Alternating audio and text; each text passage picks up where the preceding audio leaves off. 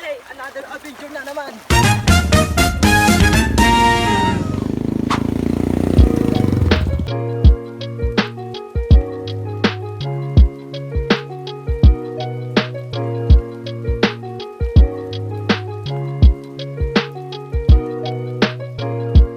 What's up guys? Panibagong araw at panibagong destination naman tayo. Kaya tara, samahan nyo kami.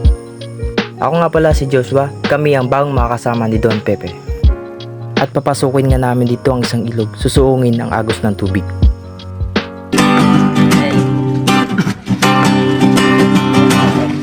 Aalis na naman tayo. Anong plano, anong destinasyon? Maglalakbay na naman sa kawalan. Sasamahan, tatahaki ng mundo.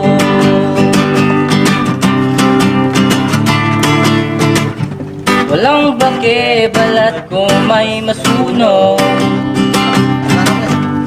Kaibigan ko'y araw at buwan. Lalangoy lahat, ilalim ng karagatan. Sama-sama tayo, magmamasid tayo. Sa kagubatan, magmamasid tayo sa karagatan. We do this every day. We do this every day. We can do this, man. Magmamasid tayo kahit tagulan. Matapos nga namin suungin ang agos ng tubig, nakahanap kami ng spot na pwede naming pagtambayan.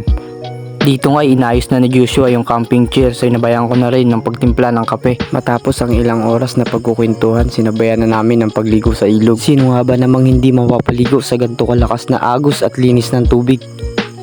Sa mahaba naming paglalakad, ito na nagsilbing pahinga para sa amin. Nasayang na naman namin yung 4 na minuto na panonood dito sa aking video.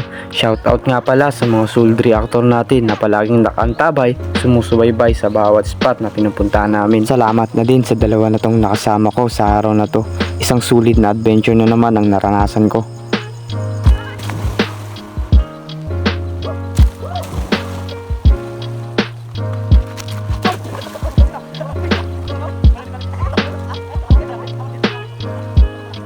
Si Joshua nga pala, nakasama ko din do dati, nangarap na pasukin yung mundo ng social media.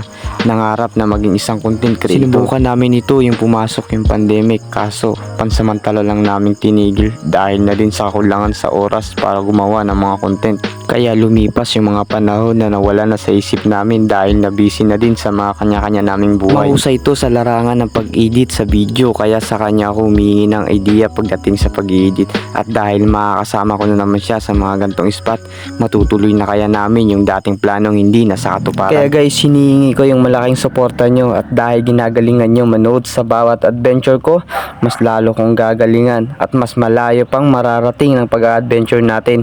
Basta andyan kayo, kasama ko kayo. Kaya hanggang dito na lang. Salamat sa panonood. Paalam.